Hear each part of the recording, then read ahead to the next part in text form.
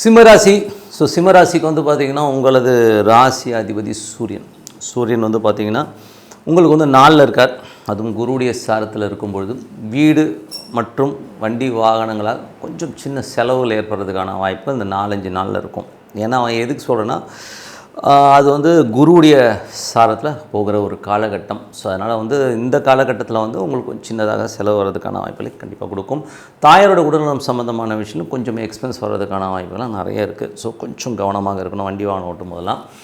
அதே நேரத்தில் வந்து 2 மற்றும் 11ஆம் அதிபதியான புதனும் பார்த்திங்கன்னா உங்களுக்கு வந்து அந்த நாளில் இருக்கும்பொழுது என்ன மாதிரி விஷயம் நல்ல ஒரு சிறப்பான விஷயங்கள், நல்ல வருமானங்கள் வண்டி வாகனம் வர்றதுக்கான வாய்ப்பாக இருக்குது. பட் இருந்தாலும் அலர்ட்னஸ்ங்கிறது ரொம்ப அவசியம். அதுக்கப்புறம் 3ஆம் அதிபதியான சுக்கிரன் ஆட்சி பலத்தோட உங்களுக்கு வந்து துலாமில் இருக்குது. ஸோ நல்ல ஒரு தைரியமாகவும் நிறைய ட்ராவல் பண்ணுற மாதிரி விஷயங்கள்லாம் ரொம்ப அற்புதமாக இருக்கும்.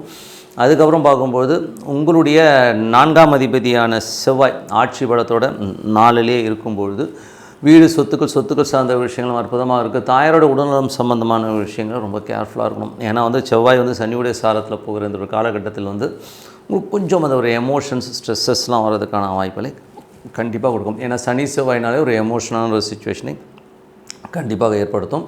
அதனால் அதில் மட்டும் கொஞ்சம் கவனமாக இருக்கிறது ரொம்ப ரொம்ப அவசியம். 5 மற்றும் 8ஆம் அதிபதியான குரு உங்களுக்கு வந்து இப்போ 12ல் வந்து உச்சமாக இருக்கிற ஒரு காலகட்டங்கள்.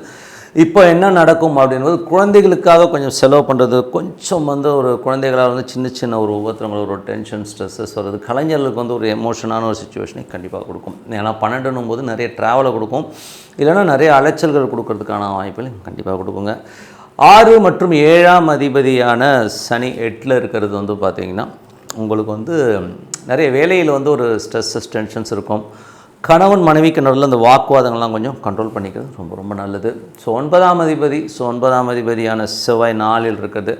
இன்றைக்குமே அது வந்து ஒரு பாதகாதிபதினு சொல்லுவோம். ஸோ பாதகாதிபதி 4ல் இருக்கும்போது தாயாரோட உடல்நலம் சம்மந்தமான விஷயங்கள், தாயார்கிட்ட பேசும்போது கொஞ்சம் கவனமாக இருக்கிறது ரொம்ப ரொம்ப நல்லது. ஏன்னா அது வந்து மேஜராக அந்த தசாபுத்தியம், இந்த செவ்வாய் தசாபுத்தி அந்தரங்கள் லிங்க் ஆச்சுன்னா கொஞ்சம் கேர்ஃபுல்லாக இருக்கிறது ரொம்ப ரொம்ப அவசியங்க. ஸோ அதுக்கப்புறம் 10ஆம் அதிபதியான சுக்கிரன். ஸோ 10ஆம் அதிபதியான சுக்கிரன் வந்து உங்களுக்கு வந்து 3ல் ஆட்சி பலத்தோடு இருக்கும்போது தொழில் ரீதியான விஷயங்கள், நிறைய பிரயாணம் பண்ணுறமான விஷயங்கள்லாம் நிறைய இருக்கும். ஸோ தொழில் ரீதியான விஷயங்களில் பிரயாணங்கள் இருக்கும். நல்ல ஒரு வருமானங்கள் வர்றதுக்கான வாய்ப்புலாம் ரொம்ப நல்லாயிருக்கும். கம்யூனிகேஷன் துறை, மார்க்கெட்டிங், சேல்ஸு, பேச்சாளர்கள் இவங்களுக்கெல்லாம் வந்து நல்ல ஒரு வருமானங்கள் வர்றதுக்கான வாய்ப்புலாம் ரொம்ப சூப்பராக இருக்குங்க.